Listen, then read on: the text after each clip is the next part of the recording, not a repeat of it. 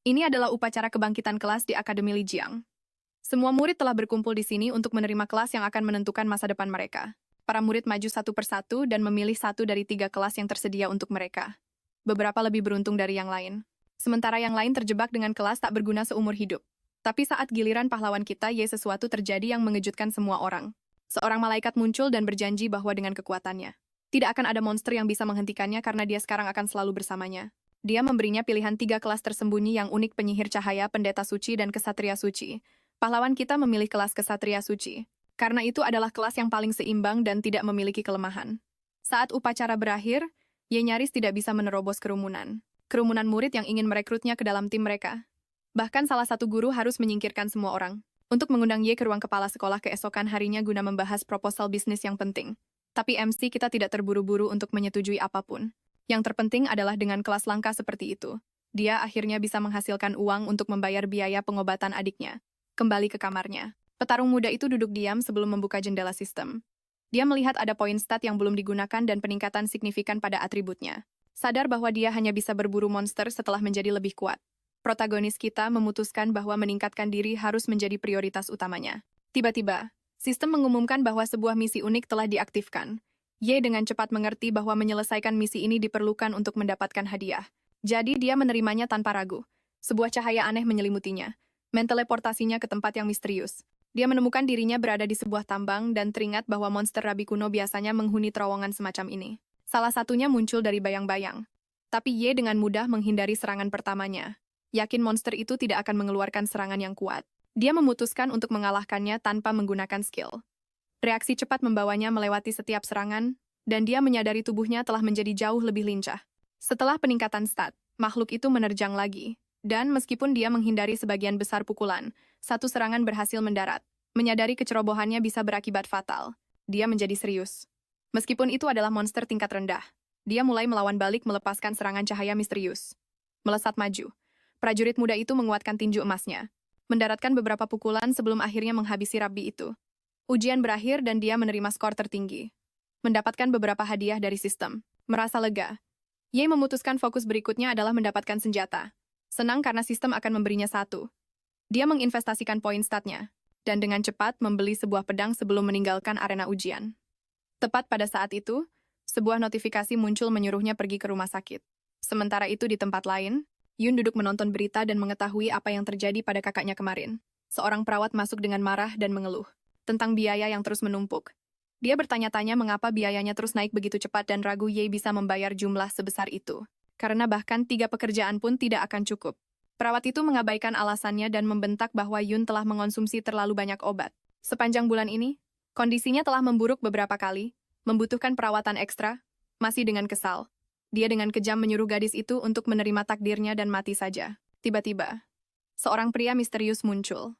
Memotong ucapannya sebelum dia bisa berkata lebih banyak. Perawat itu pergi dengan dongkol, sambil mengancam akan membuatmu membayarnya lain kali. Terguncang, gadis lemah itu bertanya-tanya siapa orang asing ini.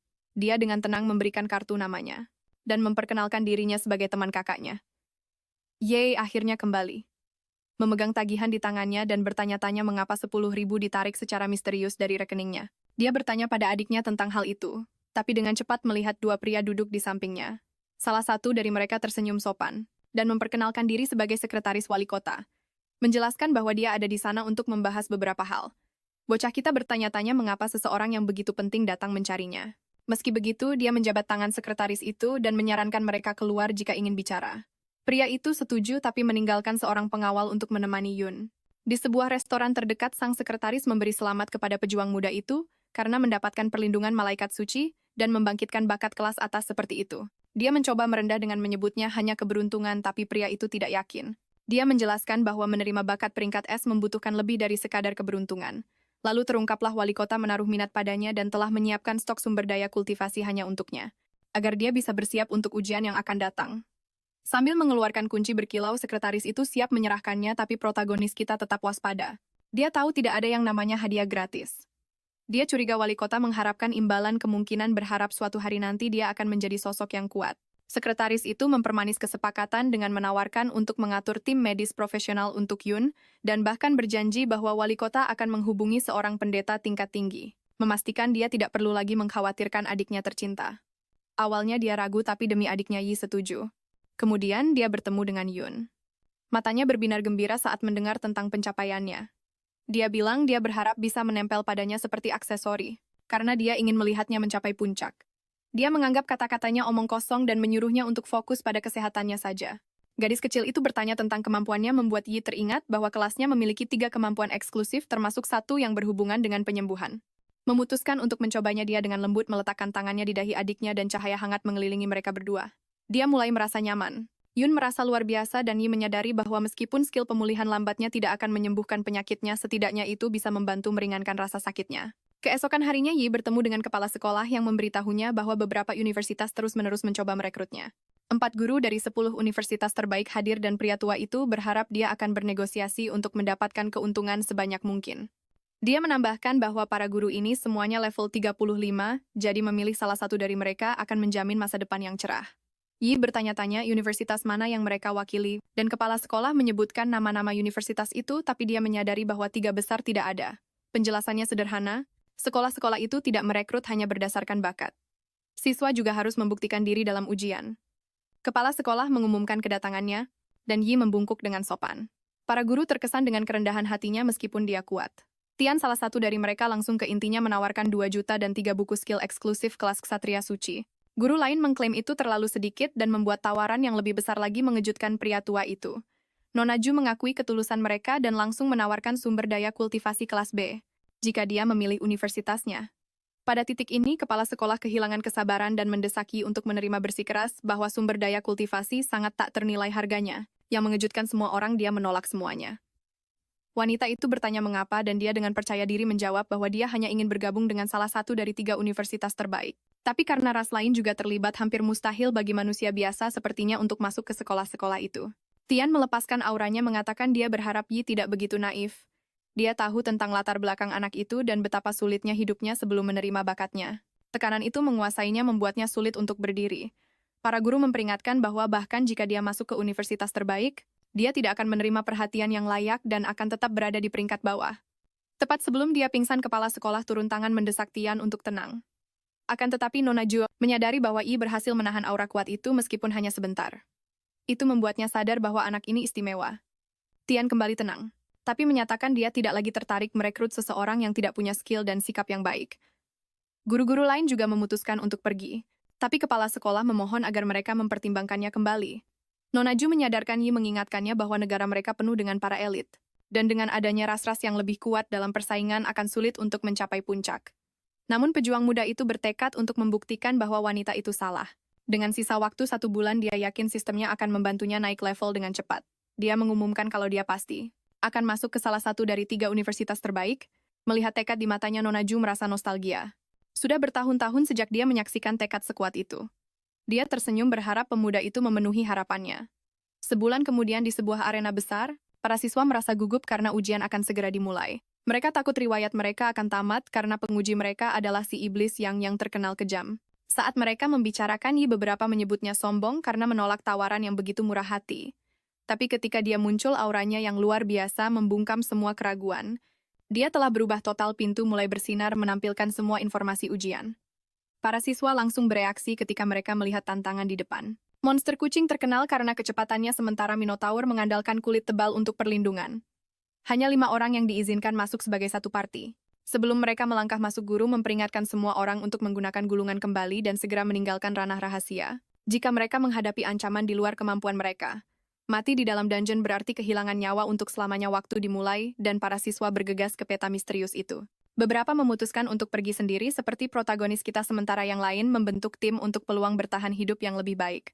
Para penonton pun berbisik-bisik, menduga bahwa siswa kelas elit kemungkinan akan maju sendiri untuk mengklaim semua sumber daya. Seorang gadis menunjuk ke arah Yi, yang berjalan santai meskipun dikelilingi monster berbahaya. Direktur ujian kehilangan ketenangannya dan mulai berteriak pada kepala sekolah, mempertanyakan mengapa siswa yang begitu berharga dibiarkan sendirian di dalam peta. Dia takut bocah itu akan mati di dalam dungeon, menyia-nyiakan semua usaha yang dihabiskan untuk kebangkitannya. Namun kepala sekolah tetap tenang dan meyakinkannya bahwa petarung muda ini bukan bocah biasa. Dia adalah seseorang yang mereka percayai dan sepertinya dia punya rencana.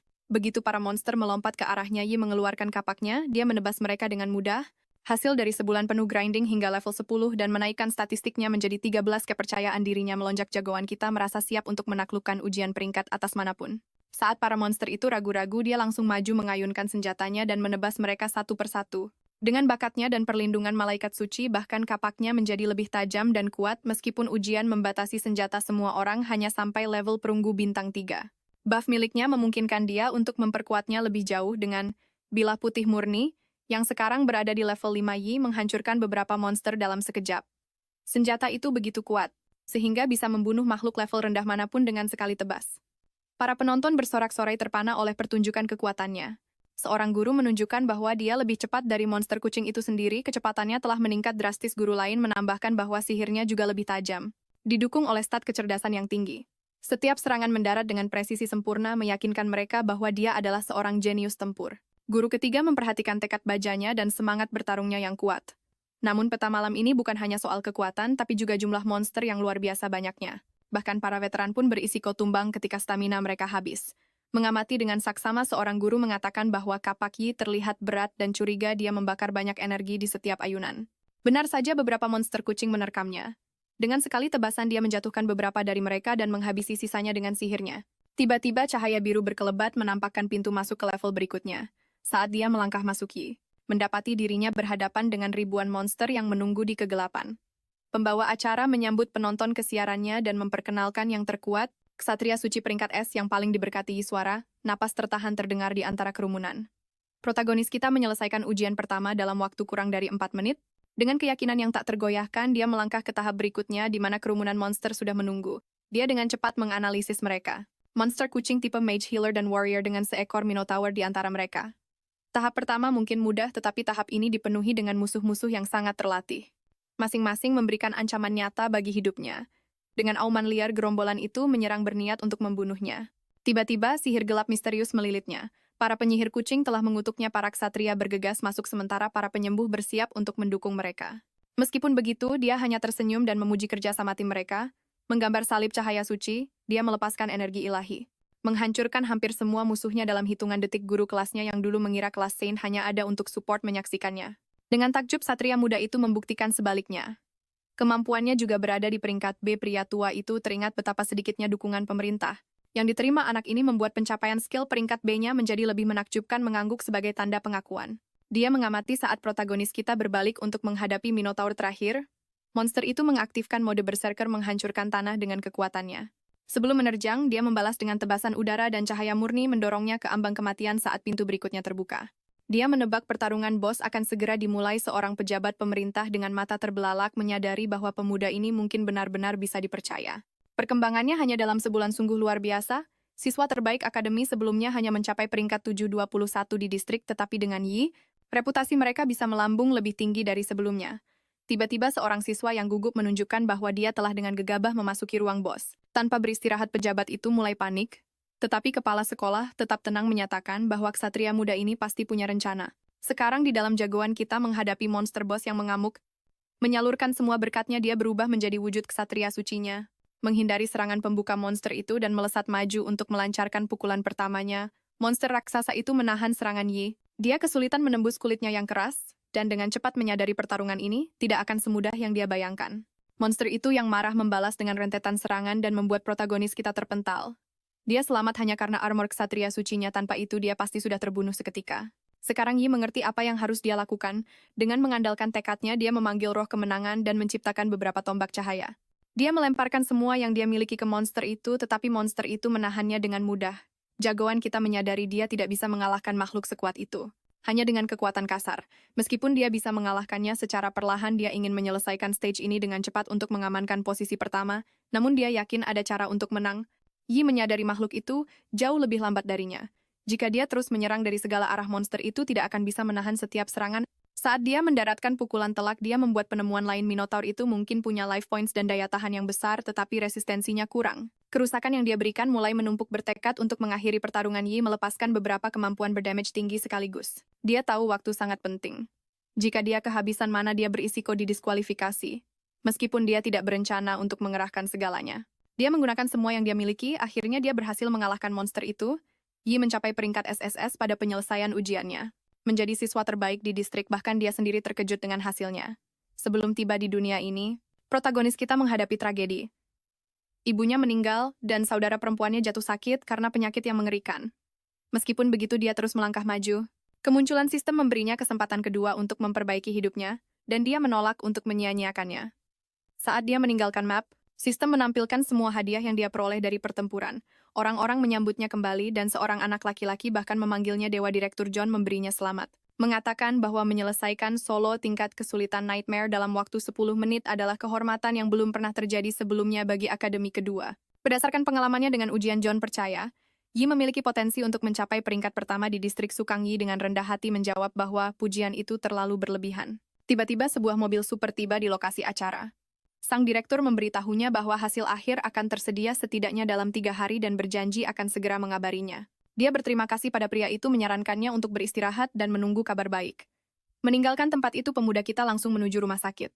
Dalam perjalanan masuk, dia merenungkan bagaimana setelah percakapan terakhir mereka, Direktur John dengan cepat menepati janjinya. Yun dipindahkan ke kamar suite mewah dengan tim medis profesional, yang memantau kondisinya 24 jam. Di rumah sakit, ia memberitahu seorang perawat bahwa dia di sana untuk mengunjungi adiknya dan berbagi kabar baik. Dia juga merasakan hawa dingin yang aneh, datang dari ventilasi udara. Saat mereka sampai di lantai 26 dan pintu lift terbuka, mereka terkejut. Para dokter dan perawat membeku di tempat, dan dinding serta lantainya tertutup es tebal. Khawatir pada Yun, dia berlari kencang menuju kamarnya meninggalkan perawat itu. Dalam hitungan detik, perawat itu juga ikut membeku. Dia menghancurkan es dengan kapak raksasanya dan memasuki ruangan. Di dalam, dia melihat monster es yang menjulang tinggi berputar-putar sementara Kak Ching berusaha mati-matian untuk melindungi gadis yang rapuh itu. Yi bersiap menyerang monster es itu dengan bola api sihirnya, tapi Kak Ching memperingatkannya untuk tidak melakukannya. Dia sibuk menggunakan sihirnya untuk melindungi Yun. Dia bertanya apa yang sedang terjadi, dan Ching menjelaskan bahwa jika mereka menyerang sembarangan jantung, Yun bisa hancur. Pemuda kita kemudian bertanya tentang keberadaan naga di dalam ruangan. Dia melihat adiknya terbaring di tempat tidur tertutup es. Ching memberitahunya bahwa penyakit dingin Yun kambuh membekukan semua orang menjadi es. Dia hanya bisa menahan hawa dingin agar tidak menyebar keluar lantai ini, jadi dia mendesaknya untuk segera pergi. Yi bagaimanapun khawatir tentang adiknya. Ching mengakui bahwa tanpa pendeta tingkat tinggi tidak ada lagi yang bisa dia lakukan. Protagonis kita dengan cepat menilai situasi dan memerintahkan sistemnya untuk menggunakan semua poin kemampuannya untuk meningkatkan pemulihan lambat. Sistem aktif memberitahunya bahwa pemulihan lambat level 4 meningkatkan regenerasi lambat level 10. Ini akan secara bertahap memulihkan kesehatan dan mana rekan satu tim dalam jangkauan tertentu selama periode waktu yang ditentukan. Sistem juga mencatat bahwa ia menggunakan regenerasi lambat yang ditingkatkan. Ching terkejut dengan kekuatan kemampuan penyembuhan ksatria suci. Kemampuan itu bahkan melampaui kemampuan pendeta level 23 sepertinya. Sambil menyelesaikan proses penyembuhan, Yi memberitahunya bahwa dia akan menangani situasi di sini dan menyuruhnya untuk segera memberitahu. Sekretaris Jiao memintanya untuk memanggil pendeta tingkat tinggi sesegera mungkin. Ching menjelaskan bahwa pendeta tingkat tinggi memiliki jadwal yang padat. Sekretaris Jiao hanya berhasil membuat janji dengannya untuk minggu depan, jadi bahkan jika mereka menelepon sekarang, pendeta itu tidak akan tiba tepat waktu. Yi bersikeras agar dia tetap memberitahu Jiao. Jika dia bisa membawa pendeta tingkat tinggi ke sini, pemuda kita berjanji akan melakukan apa saja untuknya di masa depan. Mengerti, dia pun segera pergi. Yi merenung bahwa Yun telah menahan ledakan hawa dingin ini setiap malam selama setahun terakhir. Menderita rasa sakit yang luar biasa karena aura dingin. Dia tahu hawa dingin itu semakin parah. Aku tidak menyadari ini cukup parah hingga mempengaruhi dunia luar. Saat dia memaksakan dirinya, hawa beku itu menghancurkan jendela dan mulai menyebar keluar. Yi masih menahan hawa dingin saat naga es menerjang ke arahnya. Tiba-tiba seseorang melemparkan bola api ke monster itu mengenai kepalanya. Bola api itu memantul ke seluruh ruangan. Dia berteriak pada orang itu untuk berhenti dan tidak menyentuh adiknya, tetapi serangan itu secara tidak sengaja mengenainya dan membuatnya terpental. Seorang santa wanita muncul menantang naga itu. Sambil memegang tombak sihir, dia menyerang kepalanya dan memerintahkannya untuk pergi. Dia meningkatkan kekuatan sihirnya, bertarung dengan sengit dan akhirnya mengalahkannya, lalu memberitahu Yi bahwa semuanya sudah berakhir. Sambil bertanya, apakah dia orang yang pernah didengarnya. Dia menancapkan tombaknya ke tanah melepaskan sinar sihir yang mencairkan para dokter dan perawat yang membeku. Dia memperkenalkan dirinya sebagai Cui Lai, seorang pendeta kebangkitan kedua level 35 dari kota Qingyun. Yi mengucapkan terima kasih. Cui menjelaskan bahwa Direktur John memintanya untuk merawat Yun lebih awal.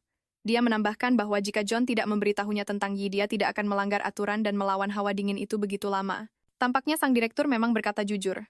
Ketika Yi bertanya tentang penyakit adiknya dan apakah bisa disembuhkan, Cui menjelaskan bahwa energi dingin yang bocor itu memadat menjadi sebuah wujud. Adalah pertanda kebangkitan garis keturunan Yi. Sangat terkejut mendengar kenyataan ini. Cui kemudian menjelaskan saat game abadi pertama kali muncul, banyak pemain memilih karakter dari ras lain seperti elf raksasa iblis dan masih banyak lagi. Saat game itu menyatu dengan dunia nyata, para pemain itu mendapatkan ciri-ciri dari garis keturunan yang mereka pilih. Contohnya, orang dengan garis keturunan elf memiliki mata yang lebih hijau dan telinga yang lebih panjang, sedangkan manusia dengan garis keturunan raksasa bisa tumbuh setinggi 3 atau 4 meter. Selama 200 tahun terakhir, para pemain ini menikah dengan manusia biasa, melemahkan garis keturunan mereka dari generasi ke generasi. Sebagian besar kehilangan ciri khas dan kekuatan spesial mereka kecuali dalam kasus kebangkitan garis keturunan. Cui memperingatkan bahwa kebangkitan garis keturunan bisa membawa keberuntungan sekaligus malapetaka kebangkitan yang berhasil. Berarti orang tersebut bisa mengendalikan kekuatan ras lain yang akan meningkatkan level dan kemampuan belajar mereka secara drastis. Namun kegagalan bisa berakibat kelumpuhan atau bahkan kematian. Dia menjelaskan bahwa tubuh Hyun tidak dapat menahan kekuatan garis keturunannya, yang kemungkinan adalah garis keturunan pembeku yang langka. Agar Hyun bisa bertahan hidup, dia harus mengubah konstitusi tubuhnya. Cui berkata sejauh yang dia tahu hanya ada satu harta karun bernama cahaya pembeku, yang bisa mengubah konstitusi manusia. Artefak ini sangat langka. Terakhir kali benda itu muncul adalah di sebuah pelelangan 30 tahun yang lalu dan terjual seharga 13 juta oleh pembeli anonim. Dia memberitahui bahwa Yun tidak akan bisa menahan hawa dingin itu yang akan meledak sepenuhnya dalam 3 bulan. Pilihan lainnya adalah menggunakan skill penyegel yang kuat untuk mengunci garis keturunan itu, tapi dia memperingatkan bahwa menggunakan skill ini akan membuat Yun tidak bisa naik level di masa depan. Cui menyuruhnya untuk menghubunginya setelah membuat keputusan. 5 hari kemudian Yi sedang melakukan rutinitas latihan hariannya. Setelah menyelesaikan misi hariannya, sistem memintanya untuk memilih hadiah. Dia pun meminta poin stat. Berpikir bahwa dia biasanya memilih itu sebagai hadiah quest hariannya. Konstitusi dan kecerdasan memang penting untuk seorang satria suci, tapi dia tahu tidak boleh mengabaikan stat lainnya. Mengikuti polanya yang biasa, dia membagikan poinnya ke 4 stat menggunakan metode 2-3-3 dan 2 untuk pengembangan yang seimbang. Sistem kemudian mengumumkan bahwa dia telah menyelesaikan misi pencapaiannya dan memberinya selamat karena meraih peringkat pertama dalam ujian distrik Sukang. Sistem memberitahunya bahwa hadiah akan diberikan sesuai dengan hasilnya, dan mulai menampilkan daftar skill serta nilai yang telah dia peroleh. Seorang pembawa berita mengumumkan bahwa pemenang peringkat pertama adalah si kuda hitam, dari kota Jiangli. Dia juga menyampaikan bahwa individu ini baru level 10 saat memasuki realm, dan upacara kebangkitan kelasnya memicu sebuah fenomena ilahi pertanda, jelas takdirnya sebagai penantang teratas. Sekretaris Zhao menginformasikan kepada media bahwa dia selalu percaya Yi akan berhasil setelah menyaksikan kebangkitannya sebagai seorang satria suci. Keyakinan itulah yang membuatnya menyarankan pemerintah untuk meningkatkan investasi mereka pada petarung muda itu. Di dalam sebuah restoran yang ramai orang-orang heboh membicarakan sang juara baru, beberapa orang berdiskusi apakah satria suci adalah kelas support sementara yang lain menunjukkan keraguan mereka. Seorang pria berpendapat bahwa dia tidak menyukai Yi, sambil menunjukkan bahwa biasanya butuh waktu lama bagi kelas semacam itu untuk menyelesaikan realm sendirian, terutama bagi seseorang yang baru level 10. Menaklukkan realm mimpi buruk sendirian. Seorang gadis menyela mengungkapkan bahwa dia punya rekaman yang membuktikan kemampuannya itu asli. Dia menegaskan bahwa Yi memang sangat kuat. Orang-orang mulai bertanya-tanya mengapa salib sucinya terlihat lebih dahsyat daripada sihir api penyihir tingkat tinggi. Mereka mengagumi berkah senjatanya, menyebutnya sebagai anugerah dari para dewa, dan berkah keberanian, bahkan ada yang bertanya berapa banyak buff yang dia miliki. Sementara itu, seorang pria berambut merah duduk sendirian di rumahnya merenungkan kemenangan terbaru Yi. Dia mencatat bahwa waktu penyelesaiannya adalah 9 menit 24 detik, 20 detik lebih cepat dari rekornya sendiri. Frustrasi karena kehilangan kehormatannya, dia dengan marah menembak robot pelayannya, sambil menggeram bahwa bocah itu berani-beraninya mengunggulinya dan bersumpah bahwa Yi sedang cari mati di sisi lain kota. Cowok kita sedang berjalan-jalan di taman. Ketika dia menerima 2 pesan dari pemerintah Zhangli di ponselnya, setiap pesan merinci sejumlah uang yang sangat besar, yang menunggu konfirmasinya. Dia pun segera menelepon sekretaris Zhao untuk bertanya apakah ada yang tidak beres, tapi Zhao meyakinkannya bahwa, sebagai penghargaan atas hasil ujiannya yang cemerlang, pemerintah menghadiahinya uang tunai sebesar 5 juta yuan dan sebuah mansion mewah. Dia bertanya apakah Yi punya lokasi pilihan untuk mansionnya, tapi pahlawan kita menjawab kalau Jiao boleh memilihkan untuknya. Jiao lalu memberitahunya bahwa perekrut dari 3 universitas top sedang dalam perjalanan untuk menemuinya dan menawarkan untuk mengirim jemputan. Yi menjawab kalau itu tidak perlu. Karena para perekrut ternyata sudah sampai, seorang pria muda menghampirinya dan memperkenalkan diri sebagai dosen perekrut dari Universitas Rongyang. Saat dia menyapai perekrut lain turun dari helikopter sambil berteriak mempertanyakan kenapa dosen dari Rongyang itu ada di sini padahal dulu pernah mengkritik Yi. Dosen Rongyang itu memperingatkan si pria baru untuk berhati-hati dengan kata-katanya, menjelaskan bahwa si pendatang baru itu tidak bisa melihat kebenaran. Dan sejak itu sudah dipecat dari kampusnya. Dia lalu menawarkan Yi satu tempat di Universitas Rongyang beserta insentif sebesar 4 juta yuan. Tak mau kalah, TN yang mewakili Universitas Modu langsung membalasnya, dengan janji akan melipat gandakan tawaran apapun yang dibuat Universitas Rongyang. Dia sangat yakin kalau Modu akan berhasil merekruti dan menyuruh yang lainnya untuk enyah. Tiba-tiba seorang wanita bersayap besar muncul di samping Yi dan tanpa aba-aba langsung menyambarnya dan mulai terbang membawanya pergi.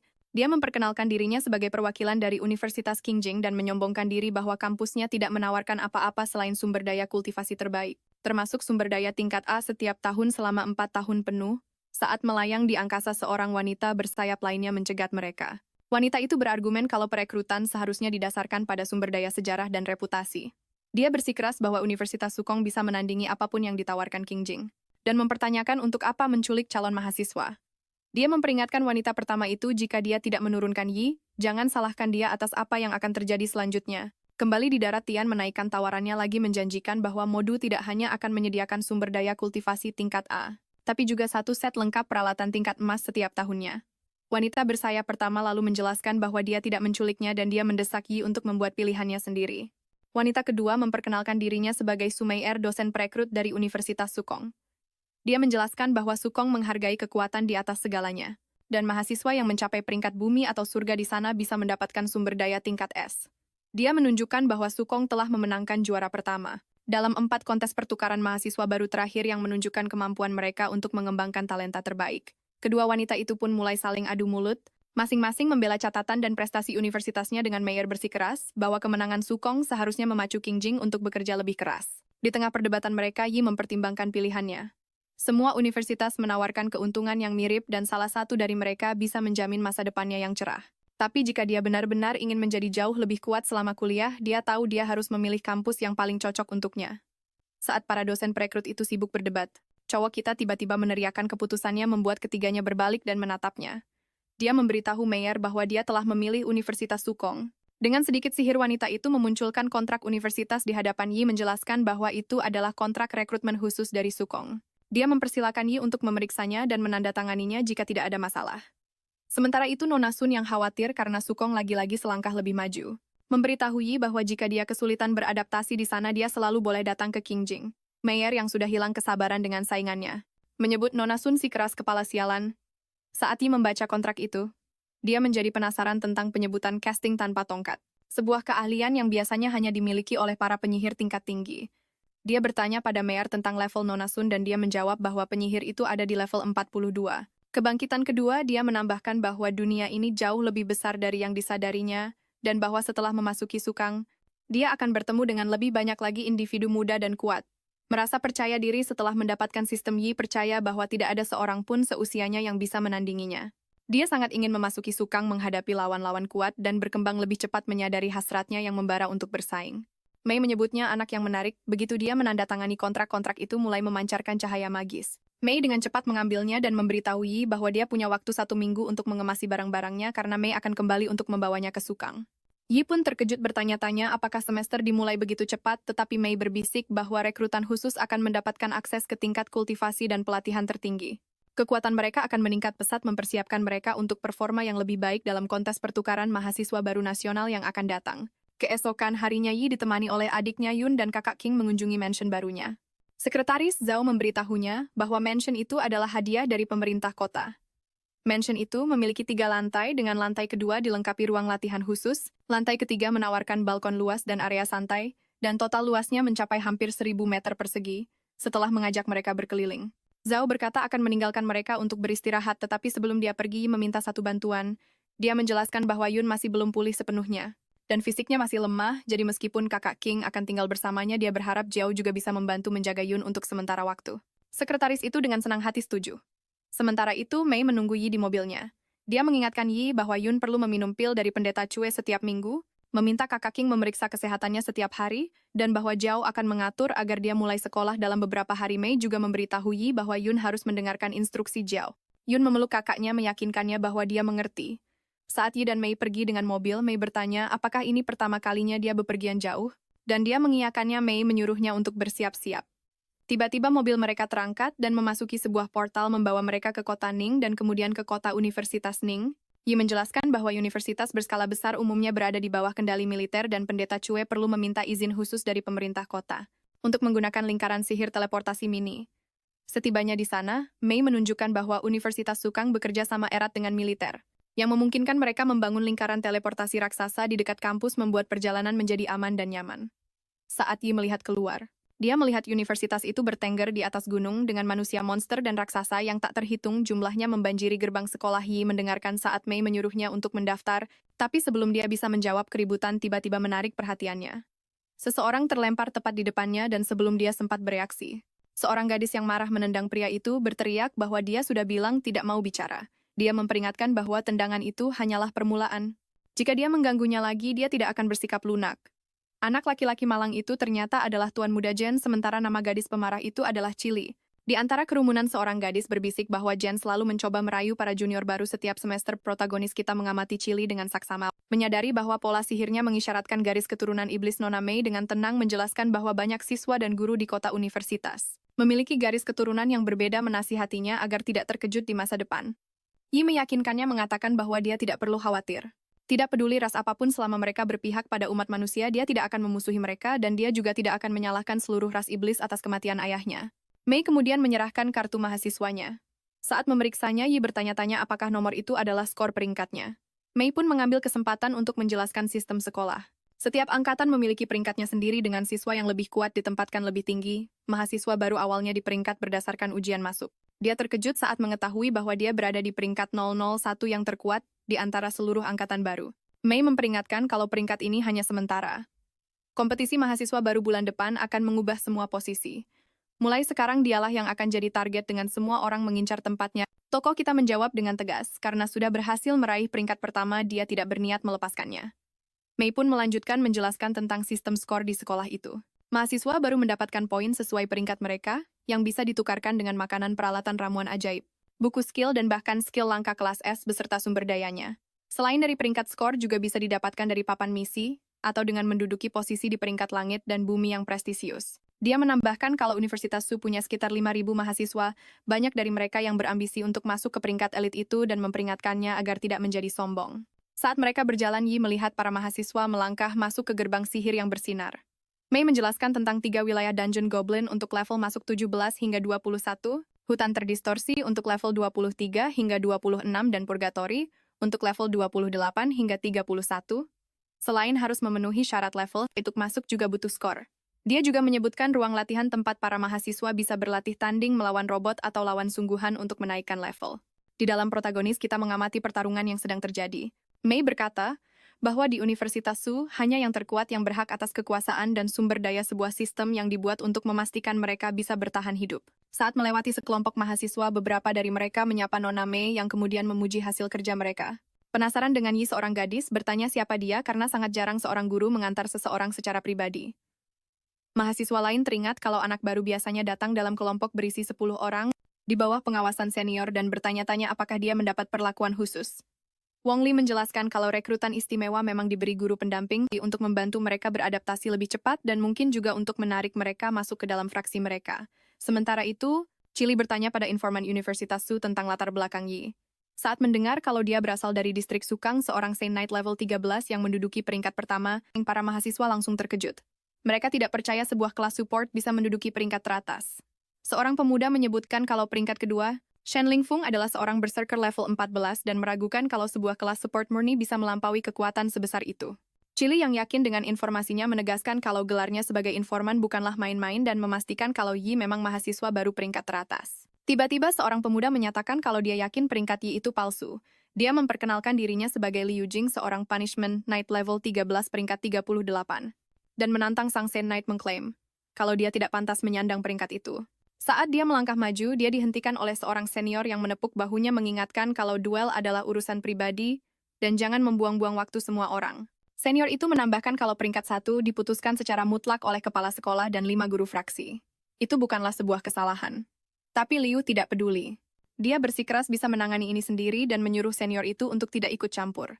Suasana menjadi heboh saat kerumunan berbisik kalau Liu mencoba menjadikan Yi sebagai batu loncatan. Beberapa berpendapat itu wajar saja karena kelas Saint Knight memang tidak terkenal dengan kekuatannya.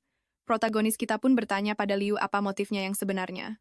Sang penantang mengajukan taruhan, jika dia menang dia tidak akan meminta apapun, tapi jika dia kalah Yi akan mendapatkan 100 skor. Mempertimbangkan reputasinya dan ingin memberi pelajaran, Yi menaikkan taruhannya meminta 300 skor. Liu menjadi ragu karena dia tahu dia hanya mendapatkan sekitar 400 skor dari peringkatnya. Dan kerumunan pun berbisik kalau dia bisa kehilangan hampir segalanya. Yi berbalik badan mengejek Liu untuk mundur saja jika tidak punya nyali. Merasa tertekan, sang Punishment Knight akhirnya menerima syarat itu dan menyuruhnya untuk masuk ke dalam arena. Tapi Yi menolaknya. Dia bilang jika Liu tidak berlutut dalam 3 jurus, maka Liu yang akan menang.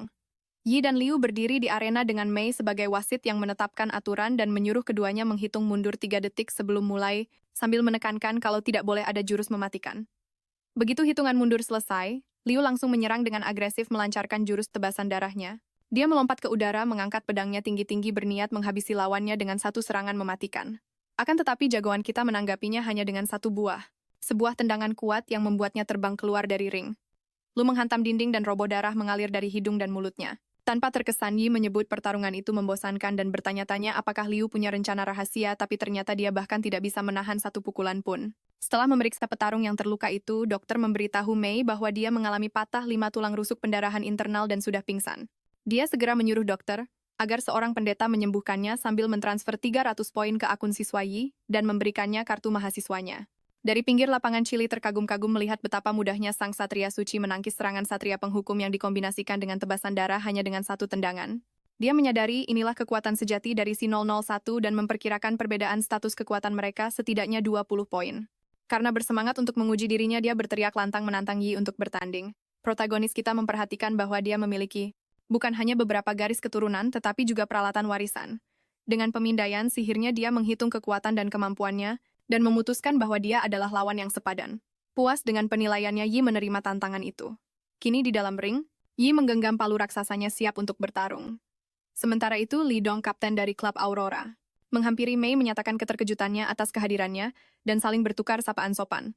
Saat pertarungan dimulai, sebuah robot terbang menjadi wasitnya. Chili mengambil inisiatif menyerang dengan pedang besarnya menggunakan teknik tebasan bayangan. Dia membalasnya dengan hantaman topan. Senjata mereka beradu menimbulkan percikan api. Dia mundur mengevaluasi kembali kekuatan lawannya dan menyadari betapa kuat dan monsternya pria itu. Penuh tekad, Chili meningkatkan serangan dengan tebasan iblis. Jagoan kita yang senang akhirnya bisa berhadapan langsung dengan lawan tangguh menyambut tantangan itu dengan gembira. Dia melancarkan uppercut cepat yang diikuti tusukan yang diperkuat, tapi Yi membalas dengan tebasan gelombang kejut lalu melepaskan pukulan penghancur gunung. Pertarungan sengit terjadi di seluruh ring senjata, mereka beradu berkali-kali. Mengamati dengan cermat, Li menyimpulkan bahwa tanpa jurus andalan, pendekar pedang spiritual itu pasti akan kalah meskipun sang dokter yakin keduanya tampak seimbang. Mengandalkan teknik blok yang diperkuat miliknya, Chili menyadari bahwa jika sebelumnya dia bisa menangkis 1 dari setiap 3 ayunan, sekarang menjadi 1 dari setiap 2 ayunan. Dia merenung bahwa kebanyakan pengguna senjata berat menghemat stamina dengan bertahan dan mundur menunggu celah. Namun Yi tidak menunjukkan tanda-tanda menahan diri atau kelelahan sama sekali. Dia bertanya-tanya apakah Yi nekat atau hanya terlalu percaya diri. Berat palu perang itu terus memaksanya untuk bertahan alih-alih menyerang dan rasa khawatirnya semakin besar. Memutuskan untuk meningkatkan intensitas, Yi memanggil anugerah dewa, anugerah keberanian, dan memegang tombak kemenangan. Chili bersiaga dengan tebasan hantu. Sambil bertanya-tanya kapan Yi akan mengeluarkan kekuatan penuhnya. Tiba-tiba dia melancarkan serangan dahsyat mengalahkannya dan membantingnya ke tanah. Palu perang itu berhenti hanya beberapa inci dari kepalanya saat Yi bertanya apakah dia ingin melanjutkan. Mengakui kekalahan, Chili pun menyerah, mengakui bahwa dia tidak bisa melawan kekuatan yang luar biasa itu. Yi bertanya padanya, menyadari bahwa Chili tidak bertarung habis-habisan dan menahan diri untuk tidak menggunakan skill pendekar pedangnya atau kekuatan elemen kegelapannya. Terkejut karena Yi menyadarinya, Chili mengakui bahwa karena ini hanya latih tanding, dia memilih untuk tidak mengeluarkan jurus andalannya. Dan menunjukkan bahwa Yi sendiri juga tidak bertarung dengan kekuatan penuh merujuk pada video ujiannya. Sambil tersenyum, dia meminta Yi untuk menambahkannya sebagai teman di media sosial, berharap bisa latih tanding lagi nanti. Setelah pertarungan, Yi mendapat bimbingan dari Nona Mei yang menasihatinya untuk tidak terlalu memikirkannya, dan Yi pun menerima nasihatnya. Saat mereka berjalan keluar dari sekolah, Mei menjelaskan secara rinci bahwa asrama mahasiswa baru terletak di atas gunung kecil, sementara asrama siswa reguler berada di kaki dan lereng gunung. Asrama untuk rekrutan khusus katanya berada di puncak gunung, dan para rekrutan istimewa ini mendapatkan hak untuk tinggal di mansion mereka sendiri. Mei berhenti sejenak untuk menunjukkan kepada protagonis kita gedung tempat dia akan tinggal mulai sekarang, tepat saat dia akan masuk. Dia bertanya apakah benar dia sedang mencari teratai beku. Dia memberitahunya bahwa menurut sebuah party yang menjelajah ke pegunungan Tempest, 6 tahun yang lalu sebuah teratai beku memang terlihat di sana. Namun mereka menghentikan upaya mereka untuk mengambilnya karena dijaga oleh monster tingkat tinggi. Dia memperingatkan bahwa informasi ini mungkin sudah tidak akurat lagi. Tanpa membuang waktu, Yi dengan cepat mendirikan lab komputernya di kamar barunya dan mulai meneliti tentang teratai beku. Dia mengetahui bahwa pegunungan Tempest yang muncul setelah bumi menyatu dengan game abadi sangat luas dan penuh dengan harta karun serta flora dan fauna eksotis. Sistem sebagai pengakuan atas keberhasilannya dalam ujian baru-baru ini memberinya hadiah item penyelamat nyawa, kebangkitan setelah kematian. Jagoan kita bersiap untuk perjalanannya berencana untuk berpetualang setelah membeli skill dan peralatan yang diperlukan. Saat dia melanjutkan penelitiannya, sistem komputernya memberitahunya peringkat 001 telah terdeteksi, dan skill Saint Knight di bawah grade A dapat dipelajari secara gratis. Dia tidak membuang waktu dan memperoleh kekebalan terhadap kerusakan fisik sebuah skill yang tidak memerlukan senjata, dan juga mengambil skill serangan jarak jauh. Karena semua skill yang tersedia gratis untuknya dia membeli banyak sekali, tetapi dia masih perlu menggunakan poin untuk mengambil set hutan yang dia peroleh dari ujian. Malam itu Yi memasuki pegunungan Tempest. Saat dia melangkah ke medan liar, sebuah ledakan besar mengguncang pegunungan, mengenakan peralatan set hutannya, yang dibeli dengan sejumlah besar poin protagonis kita terus maju. Sementara itu, Chili berada di sisi lain memegang ponselnya dan membaca pesan dari Yi. Dia merasa sedih karena telah mengajaknya untuk berolahraga bersama di gym. Tetapi dia menolak menjelaskan bahwa dia akan berada di luar sekolah. Temannya yang menyadari suasana hatinya bertanya-tanya apa yang mengganggunya. Chili mengaku bahwa dia bertemu dengan seorang laki-laki. Ketika ditanya apa yang membuatnya istimewa, dia menjelaskan bahwa dia telah menantangnya sehari sebelumnya, dan bahkan menggunakan sebagian kemampuan pesonanya selama pertarungan mereka, tetapi dia sama sekali tidak terpengaruh. Saat Chili mendiskusikan hal ini dengan temannya melalui panggilan video, dia secara impulsif memutuskan untuk pergi ke pegunungan Tempest juga. Pada saat yang sama, seorang gadis bernama Ju sedang mengendarai truk ketika sekelompok monster tiba-tiba menghalangi jalannya. Tanpa ragu-ragu, dia melemparkan bom-bom kecil ke arah monster menyebabkan ledakan yang membunuh sebagian besar dari mereka ketika gadis kedua di kursi penumpang melepaskan roh. Pemanggil sihir es meledakkan monster dari atap dan mulai menembaki musuh yang tersisa dengan senapan mesinnya. Ketiga gadis itu mengoordinasikan serangan mereka, mengurangi jumlah ancaman. Tiba-tiba, dan memberi isyarat kepada gadis keempat Leon yang melompat dari truk dengan pedang siap terhunus. Joe berteriak kemenangan, tetapi Wen dengan cepat memperingatkan semua orang untuk bergerak saat dia mendirikan dinding es untuk menghentikan monster yang mendekat. Tepat saat mereka berempat menahan para monster, sesuatu menghantam truk mereka dengan kecepatan kilat membalikannya dan membuatnya rusak parah. Joe berteriak putus asa untuk memeriksa apakah teman-temannya aman. Wen meneriakkan peringatan ada sesuatu di belakangnya. Saat Joe berbalik, dia dan yang lainnya terkejut melihat gerombolan monster besar mendekat. Kepercayaan dirinya goyah. Parti mereka telah menghabiskan semua kartu truf mereka dan hanya berhasil membunuh 4 iblis. Saat para monster mulai menyemburkan api dari mulut mereka, para gadis bertanya-tanya apakah ini benar-benar akhir bagi mereka. Tiba-tiba Yi muncul di tempat kejadian, menunggangi serigala putih raksasa. Dia meluncurkan badai sucinya ke arah monster dan energi yang berputar-putar menghentikan serangan api iblis itu. Badai suci mulai berputar di sekitar mereka mengubah arah pertempuran. Sebuah pedang api menghantam monster itu, tetapi sebagai balasan napas dinginnya melepaskan badai es dari mulutnya berbenturan hebat dengan api. Yi dengan cepat menyadari bahwa para gadis itu terluka, jadi dia mulai menyembuhkan mereka menggunakan kekuatan regenerasinya yang lambat namun stabil. Di antara mereka. Dan mengucapkan terima kasih kepada Junior Ye, ia mengaku tidak pernah menyangka kalau Ye akan mengenali mereka. Ye menjelaskan bahwa tim Blue Phoenix adalah salah satu dari 3 tim teratas di sekolah mereka, jadi tentu saja dia tahu siapa mereka. Dan merasa semakin malu, mengakui bahwa elemen cahayanya mungkin memiliki efek menekan terhadap para iblis. Dia memperingatkan bahwa makhluk-makhluk itu tetap terlalu berbahaya dan bersikeras. Mereka semua harus kembali ke markas bersama untuk mengisi ulang perbekalan. Kompetisi mahasiswa baru tinggal 3 hari lagi dan protagonis kita baru bisa melanjutkan pencariannya akan Lotus Beku setelah acara itu. Dia pun menyetujui sarannya. Setelah percakapan ini dan menoleh ke Ju yang mengaktifkan jiwa logam kecepatan super miliknya Phantom Ringing. Setelah diaktifkan, Ju melesat ke udara mengemudikan GX Spider Mech yang berkilauan. Tiba-tiba sebuah robot besar muncul di dekatnya. Duduk di dalamnya, dia memanggil anggota timnya untuk segera naik, menekankan bahwa tidak ada waktu untuk disia-siakan. Ia kemudian bertanya pada Kak Sue apakah pegunungan Tempest memang selalu menjadi sarang para iblis. Sue menjawab bahwa tim mereka sudah sering memasuki area luar pegunungan itu, tapi ini adalah pertemuan pertama mereka dengan makhluk seperti itu. Dia setuju bahwa mereka harus kembali ke markas dan memberitahu militer. Ia bertanya apakah ada penyihir yang memantau seluruh area di zona militer. Sue menjelaskan bahwa pegunungan itu berisi banyak monster, jadi untuk mencegah mereka kabur dan mengancam kota-kota. Pihak militer telah mendirikan markas perbekalan dan perdagangan di pintu masuknya. Tentara juga melindungi menara penyihir yang memantau pergerakan monster di dalam pegunungan. Dia menambahkan bahwa meskipun ada pengawasan iblis-iblis yang mereka temui dianggap level rendah, Akan tetapi jagoan kita merasa sulit percaya bahwa iblis platinum level 20 bisa digolongkan seperti itu. Sue mengklarifikasi bahwa menara penyihir itu terutama berfokus pada monster epik dan legendaris yang berada lebih dalam di pegunungan, dan apapun di bawah pengaturan deteksi minimumnya mungkin tidak akan terdeteksi. Dia kemudian mempertanyakan mengapa jika ada retakan dimensi hanya iblis level rendah yang melewatinya. Sue beralasan bahwa militer akan segera memusnahkan musuh seperti itu. Dan jika retakan itu bisa dilewati iblis level 30, maka iblis yang jauh lebih kuat juga bisa melewatinya. Mengirim. Iblis lemah hanya akan membuang-buang nyawa dan mengekspos lokasi retakan itu. Tiba-tiba lebih banyak iblis turun ke hutan disinari oleh seberkas cahaya yang kuat. Ye mendesak para gadis untuk pergi. Dia berjanji akan menyusul mereka nanti. Sue yang khawatir akan keselamatannya memperingatkan bahwa mereka tidak tahu berapa banyak iblis di luar sana dan terlalu berbahaya untuk pergi sendirian. Protagonis kita menaiki serigalanya dan bersama-sama mereka melesat menuju lokasi pendaratan para iblis. Sementara itu, sekelompok kecil orang duduk bersembunyi di hutan berdebat apakah akan membantu petarung tunggal yang mereka lihat. Pada akhirnya mereka memutuskan untuk tidak ikut campur karena merasa terlalu terjebak dan tidak berdaya untuk melindungi diri mereka sendiri. Tidak jauh dari sana seorang gadis bertarung melawan iblis dengan tekad yang kuat. Dia mengamati bahwa musuh-musuh itu bergerak dalam kelompok berisi 10 menyebar di seluruh dataran, membuat pelarian ke markas perbekalan menjadi mustahil. Dengan tekad bulat, dia bersiap untuk melawan mereka semua. Tiba-tiba Ye tiba dan melepaskan jurus Thunderfall-nya, mengirimkan sambaran api yang menghantam para iblis. Dalam hitungan detik, banyak monster lenyap. Gadis itu menoleh ke belakang dengan kaget dan lega saat jagoan kita mendekat di atas serigalanya. Sebelum dia meluncurkan bola api lagi ke makhluk-makhluk yang maju, dia berteriak pada Yu untuk menyingkir. Seekor iblis raksasa mengaum begitu keras sehingga Yu terpaksa menutup telinganya menahan diri dari suara yang memekakkan itu. Seekor iblis raksasa bernama Berserk muncul di pertarungan, melancarkan serangan bersama iblis-iblis lainnya.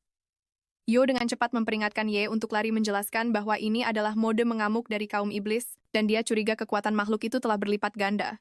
Menghitung kemungkinannya, dia yakin jika dia meledakkan diri ada kemungkinan 90% dia bisa membunuh Berserk dan melindunginya. Saat dia merenungkan rencana nekat ini, Ye tiba-tiba menangkapnya, mengangkatnya ke pangkuannya sambil menunggangi serigala raksasanya. Kini sang penunggang dan penyihir itu kabur bersama saat iblis raksasa itu menyerang. Jagoan kita melepaskan hukuman cahaya ke gerombolan yang mengejar gelombang energi yang bersinar terang, menghujani untuk menyerang musuh mereka saat melarikan diri. Yi berkata semua orang ingin menjadi kelas penyihir karena kerennya membunuh monster dari jarak jauh. Dia mengamati para iblis mulai terbang ke arah mereka, dan dalam sekejap mereka pun terkepung. Dengan cepat, dia menghitung diperkirakan ada 180 iblis yang mendekat, jumlah yang bisa dia tangani dengan skill area jika saja formasi mereka tidak terpencar. Keributan itu telah menarik semua iblis di seluruh dataran ke tempat ini.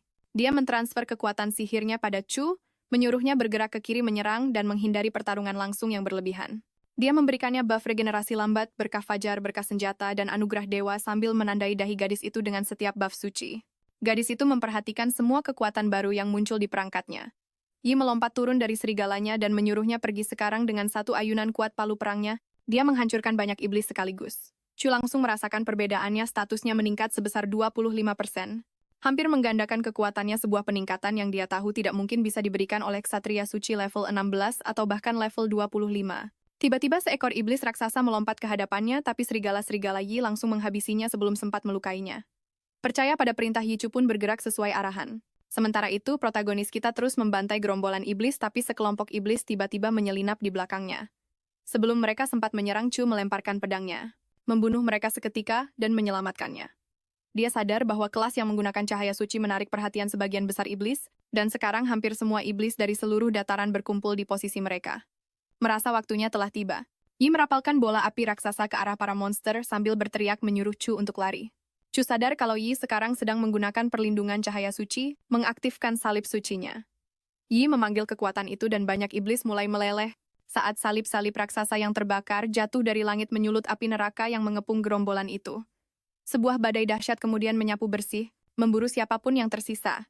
Di tempat lain, orang-orang yang menolak membantu Chu hanya bisa menonton dengan kaget, saling bertanya tentang siapa sebenarnya Yi itu. Seorang pria bertanya pada bosnya apakah mereka harus muncul, tapi si pemimpin dengan cepat menghitung bahwa kecuali dirinya yang level 26, sisa timnya hanya level 24, dan bahkan tidak akan sanggup menangani 10 iblis bersama-sama apalagi sendirian.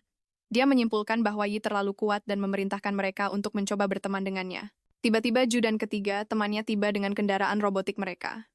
Dia berteriak bahwa mereka datang untuk membantu, tapi saat mendekat mereka melihat semua iblis sudah tewas. Yi dan Chu berdiri dengan penuh kemenangan bersama serigala raksasa mereka, dan sistem memberi mereka selamat sambil menampilkan poin yang mereka dapatkan dari pertarungan itu. Saat Chu mulai kelelahan, Yi meminum ramuan ajaibnya, dan dengan cepat menghabisi sisa gerombolan terakhir. Totalnya jagoan kita telah membunuh 180 iblis dan menerima 60.000 poin pengalaman meskipun dia sadar ada batasan level kelas dalam perolehan EXP, kalau tidak dia pasti dapat lebih banyak lagi. Dan bertanya apakah Yi sudah membereskan semua iblis yang membuat Ju berkomentar bahwa kekuatan Yi jauh di luar bayangannya. Tiba-tiba Chu jatuh berlutut karena lemas, dan Ju langsung mengungkapkan kekhawatirannya. Yi menjelaskan bahwa dia kelelahan karena menggunakan terlalu banyak kekuatan, dan mengalihkan pembicaraan bertanya apakah dia bertemu iblis yang lebih kuat selama pertempuran. Dia pun menjawab bahwa level tertinggi di antara iblis yang dikalahkan hanyalah kelas emas level 23, tidak ada musuh yang terlalu tangguh. Merasakan ada yang mengganggu, dan jagoan kita bertanya ada apa. Dan mengungkapkan kekhawatirannya bahwa Legiun Iblis sama seperti pasukan manusia, memiliki seorang jenderal, dan karena jenderal itu belum muncul, itu artinya pasukan utama Legiun tidak ada di sini. Dia bersikeras agar mereka tidak berlama-lama, mendesak semua orang untuk segera kembali ke markas untuk mengisi persediaan. Kelompok itu setuju dan mulai mundur, namun saat mereka pergi ada pengamat tersembunyi di semak-semak sebuah kelompok lain, mengawasi mereka dengan cermat. Di antara para pengamat itu, seorang gadis bertanya pada bosnya apakah mereka harus menampakkan diri. Sekarang setelah Yi dan timnya akan pergi, sang bos bersiap untuk bergerak, tetapi tiba-tiba merasakan aura iblis yang pekat terkumpul di langit, menyebabkan kepanikan di antara kelompoknya. Dia berteriak bahwa iblis-iblis datang jauh di atas sana, sesosok makhluk mengerikan muncul, memegang pedang besar dan ditemani oleh naga api terbang. Kembali ke pusat kendali sistem radar membunyikan peringatan darurat berulang kali. Seorang petugas mengumumkan bahwa invasi dunia lain tingkat 4 telah dikonfirmasi dan semua pasukan diperintahkan untuk siaga tempur. Perintah dikeluarkan. Pasukan Satria Inti Naga Salju harus menghentikan latihan dan berkumpul di alun-alun teleportasi. Pasukan pendeta diperintahkan untuk menjaga cadangan mana mereka tetap penuh sebagai persiapan untuk operasi penyelamatan, sementara pasukan logistik mulai merelokasi inti sihir dan pecahannya. Pusat kendali mengunci lokasi pasukan penyihir dan memulai pembangunan formasi teleportasi skala besar sambil menyampaikan arahan yang tepat. Sang Inti Mayor Zuyu mengonfirmasi bahwa semua unit telah berkumpul dan siap menunggu perintah. Di depan para prajuritnya, Sang Mayor menyampaikan pesan yang tegas. Dia akan menjadi pedang yang menembus semua rintangan dan perisai yang melindungi tanah mereka. Serempak para prajuritnya menggemakan kata-katanya, sebelum akhirnya dia memerintahkan mereka untuk bergerak. Sementara itu di alam lain, seorang iblis melapor kepada rajanya bahwa setiap anggota legiunnya telah dipilih secara pribadi. Dalam setengah tahun di bumi, mereka hanya kehilangan segelintir anggota sampai sekarang. Dalam perayaan terakhir mereka sebelum kembali ke alam suci, ratusan terbunuh. Raja Iblis memberikan izin untuk melepaskan kekacauan sebelum kepergian. Mereka membuat para prajurit bersorak sebagai tanda terima kasih. Seorang komandan bersumpah akan membalas dendam. Kemudian sang raja menunggangi naga raksasanya turun ke bumi, menyatakan bahwa dia akan merebut jiwa-jiwa dan membakarnya dengan api neraka. Dia memerintahkan makhluk iblis Oramos untuk memanggil lebih banyak sekutu. Iblis Platinum diikuti oleh iblis emas muncul di barisan, dan terlihat iblis legendaris di antara jumlah mereka, dan menyadari skala ancamannya. Ju memberitahu Yi bahwa tim Blue Phoenix akan melindunginya dan mendesaknya untuk melarikan diri pada kesempatan pertama. Wen setuju menekankan bahwa protagonis kita harus bertahan hidup. Ju bersikeras kepada yang lain bahwa Yi adalah jenius paling berbakat yang pernah dia lihat, seseorang yang layak dilindungi dengan nyawa mereka. Dan melihat sebuah portal terbuka saat Korps Naga Salju tiba, memberitahu semua orang bahwa para prajurit ini semuanya di atas level 30, telah menjalani kebangkitan kedua, dan bahwa Mayor Shuyu sendiri adalah seorang prajurit level 51 yang telah menyelesaikan kebangkitan ketiga. Dia percaya penyelamatan mereka sudah dekat. Akan tetapi Yi bertanya-tanya jika teleportasi memang memungkinkan, mengapa pasukan bantuan tidak datang lebih cepat? Sang Raja Iblis yang merasa geli memerintahkan pasukannya untuk tidak mengkhawatirkan manusia, menyombongkan bahwa penghalang sihirnya akan mencegah pasukan manapun masuk. Ju tertegun menyebutnya mustahil. Mayor Yu juga bingung, menyadari bahwa titik pendaratan mereka telah bergeser secara drastis. Dia dengan cepat menyimpulkan bahwa mereka terperangkap di dalam formasi penghalang skala besar milik Raja Iblis, sebuah firewall gelap yang mencegah teleportasi dan serangan dari luar. Seorang perwira wanita memberitahu bahwa untuk menembus penghalang itu, membutuhkan setidaknya 2 inti, jika tidak, mereka harus menunggu formasi itu menghilang yang akan memakan waktu sekitar 5 menit. Sang Mayor menerima perintah untuk mengidentifikasi semua orang yang terperangkap di dalamnya, dan kemudian memberitahu keluarga mereka untuk mengambil sisa-sisa jasad mereka setelah pertempuran. Saat semua ini terjadi, sistem milik Yi memberikan informasi rinci tentang para iblis, dan dia merasakan gelombang kegembiraan melihat prospek misi pencapaian baru. Tanpa ragu-ragu anak kita ini melangkah maju ke arah Raja Iblis yang merasakan aura suci yang kuat dan bersumpah akan menghancurkan tengkoraknya dengan tangannya sendiri. Memastikan kematian yang mengerikan. Naga api itu melesat ke arahnya menyemburkan api. Ju, yang cemas akan keselamatannya meneriakkan peringatan. Tetapi Yi dengan berani melompat ke arah monster itu siap menghadapi ancaman yang datang. Naga api melepaskan semburan api dahsyat ke arah Yi yang tetap berdiri teguh dan membalas dengan sihir yang kuat. Dari bawah protagonis kita merapalkan mantra yang menghancurkan. Menebas putus salah satu sayap naga monster yang membawa Raja Iblis itu pun jatuh terhempas ke tanah. Benturan itu berakibat fatal bagi sang naga dan membuat tuannya terluka parah. Bangkit dari reruntuhan, Raja yang murka itu menendang tunggangannya yang jatuh dan memfokuskan seluruh perhatiannya pada Yi. Jagoan kita menyerang tanpa ragu-ragu, tapi Raja Iblis menangkis dengan pedang raksasanya terkejut pada kekuatan manusia itu.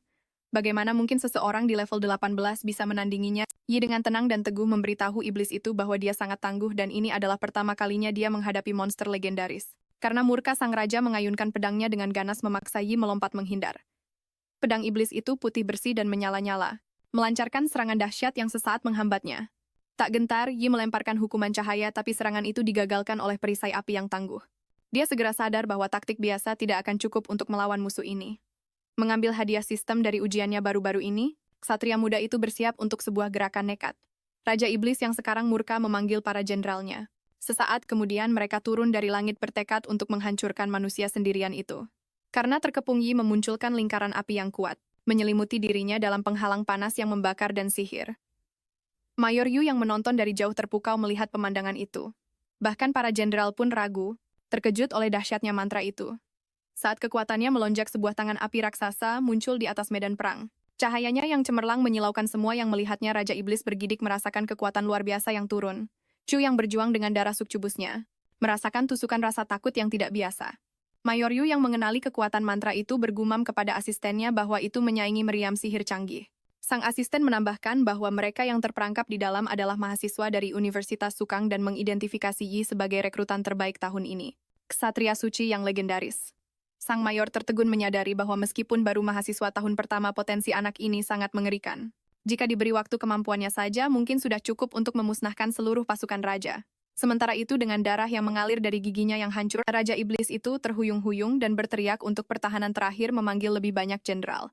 Para iblis mengerumun dari langit dan melonjak dari tanah, bertekad untuk mengalahkan satria yang sendirian itu. Saat para dokter iblis bergegas merawat pemimpin mereka, dia meyakinkan mereka bahwa Yi hanyalah seorang satria suci level 18. Seorang penyembuh berspekulasi bahwa pemuda itu pasti kehabisan mana setelah mengerahkan kekuatan sebesar itu, dan jumlah mereka saja sudah akan cukup. Sang raja mengangguk yakin kemenangan sudah dalam genggaman. Tapi Yi tahu kebenarannya tangan dewa yang perkasa itu telah mengurasnya sampai kering dan pemulihan dari peralatannya terlalu lambat. Tiba-tiba sistem mengirimkan sebuah pesan. Sebuah skill rahasia sekali pakai dari Balai Ksatria Suci, tidak memerlukan mana, dan mengabaikan semua skill pasif. Setelah diaktifkan skill itu menyalurkan kekuatan Dewa Cahaya, secara drastis meningkatkan keempat statusnya sebanding dengan daya tahannya. Setiap skill tipe ilahi dan cahaya menguat sementara regenerasi kesehatan stamina dan mana meningkat 20 kali lipat. Efeknya hanya akan berlangsung singkat diikuti oleh kelemahan yang menghancurkan tapi kekuatannya mutlak. Tiba-tiba seberkas sinar cahaya raksasa turun dari langit menghantam bumi dengan kekuatan dahsyat. Raja Iblis berdiri membeku saat pilar cahaya yang menyilaukan itu terus bertahan. Teror mencengkeram setiap makhluk yang hadir. Di pusatnya seorang malaikat wanita dengan sayap besar turun. Kehadiran sucinya membakar para iblis, dan satu persatu mereka meledak dalam api. Kekacauan pun terjadi di seluruh medan perang. Bulu-bulu dari sayap elang itu menyapu para iblis, dan seketika mereka terbakar. Seorang kapten mengamati tontonan ini, matanya terpaku pada bulu-bulu yang bercahaya itu. Dia bertanya-tanya apakah ini adalah teknik pemanggilan ilahi, membuat asistennya bertanya lebih lanjut tentang itu.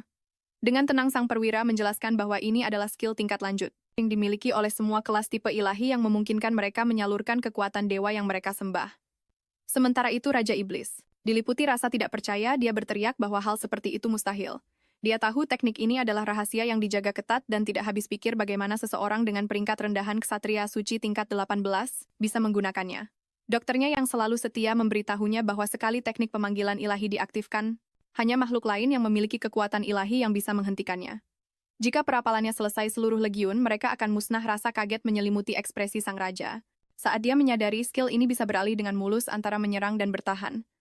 Dengan putus asa, dia menoleh ke dokternya dan menuntut untuk tahu berapa lama lagi pembangunan formasi kembali di lembah bayangan gelap akan selesai. Tabib itu menjawab bahwa hanya tersisa 1 menit. Mereka hanya butuh 1 menit agar Yang Mulia bisa melarikan diri. Menyadari keadaan darurat ini, sang penguasa menyatakan bahwa waktunya telah tiba untuk membuktikan kesetiaan. Dia memerintahkan semua iblis api untuk patuh dan mengorbankan segalanya demi putra iblis yang terhormat, Orimus. Tanpa menunda-nunda, dokter iblis itu adalah yang pertama mematuhinya, menawarkan nyawanya dengan membelah dirinya menjadi 2 dan menyalurkan seluruh energinya kepada tuannya. Mengikuti pengorbanan ini, 3 jenderal lainnya dengan sukarela menyerahkan nyawa mereka masing-masing, memindahkan kekuatan mereka kepada sang raja, yang semakin kuat setiap detiknya. Saat ritual kelam ini berlangsung, seorang malaikat menganugerahkan pada Yi kekuatan ilahi. Dia memberitahunya bahwa Tuhan pernah berkata, "Jadilah terang," dan protagonis kita merasakan lonjakan kekuatan yang luar biasa. Cahaya terang menyembur dari tangannya dan menghantam Raja Iblis yang membalas dengan sekuat tenaga kekuatan baru. Yi menghancurkan serangan musuh. Memaksa sang raja untuk memanggil suar suryanya, sebuah teknik yang dianggap sebagai skill bawaan terkuat di antara bangsa iblis api, di mana api dipadatkan hingga batas absolutnya. Raja Iblis yang diliputi amarah berteriak pada Yi untuk mati, serangannya mendarat telak, dan sejenak dia menikmati keyakinan kemenangannya bahwa Yi telah tumbang, tapi dari tengah kobaran api pahlawan kita muncul tanpa luka. Tiran itu mundur ketakutan, tidak mampu memahami perbedaan kekuatan mereka. Dia mengumpat dengan keras, menyadari bahwa mereka bahkan tidak berada di tingkat kekuatan yang sama, dan dengan cepat berbalik untuk kabur, berharap formasi kembali sudah siap. Yi dengan tekad bulat dan tak tergoyahkan, menyatakan penghakiman atas nama Tuhan. Dia menyerukan kematian dan melepaskan semburan api ke arah musuhnya, menghantamnya dengan kekuatan yang menghancurkan. Raja Iblis pun tumbang menggeliat kesakitan dan berteriak tentang misinya yang telah selesai, kejayaannya dan alam suci, sebelum akhirnya tewas karena lukanya. Iblis-iblis yang tersisa kini tanpa pemimpin dan terkepung oleh bebatuan panik saat mereka menyadari matahari iblis telah lenyap dan formasi kembali hancur. Tidak ada jalan kembali ke alam suci, keputusasaan pun melanda. Dari atas, Yi jatuh dari langit kelelahan. Chu segera memerintahkan pendeta untuk memeriksa kondisinya. Dia ambruk ke tanah. Kesadarannya mulai memudar sambil menatap wanita itu. Tak lama kemudian sang mayor dan pasukannya tiba. Dia mengarahkan tim 1 dan tim 2 untuk mencari korban selamat, sementara sisa legion mengikutinya maju. Kemudian Yi terbangun dan mendapati Su berdiri di hadapannya. Dia dengan lembut memberitahunya bahwa dia akhirnya sadar kembali setelah tidur selama 2 hari, dan dia akan memberitahu yang lain tentang kesembuhannya. Sebelum pergi, dia mendekat, menciumnya dengan lembut dan berterima kasih karena telah menyelamatkan nyawanya. Setelah dia meninggalkan ruangan untuk memberitahu yang lain, Yi memeriksa sistem untuk misi hariannya. Dia melihat-lihat hadiah dari misi-misi sebelumnya, dan sistem memberitahukan keuntungan yang telah dia terima. Tubuhnya sekarang kebal terhadap kematian, dan semua lukanya sembuh jauh lebih cepat. Protagonis kita merasakan lonjakan kebahagiaan saat dia menyadari telah memperoleh bakat yang menyembuhkan luka, sadar bahwa banyak kelas memiliki kemampuan serupa. Meskipun efeknya selalu berbeda. Karena penasaran, dia mengambil pisaunya dan membuat sayatan di dadanya dan melihat dengan takjub saat lukanya sembuh dalam 2 detik. Saat dia berdiri di sana, satu kakinya mulai gemetar sambil meninjau informasi sistem. Dia terpaku pada sebuah kemampuan baru. Yi melihat halo api suci, dan bertanya-tanya tentang potensinya. Sistem mengungkapkan bahwa itu adalah kemampuan ilahi, dan Yi teringat bahwa sistem pernah memberitahunya tentang perlindungan malaikat suci. Mengingatkannya bahwa malaikat suci itu sekarang terikat padanya.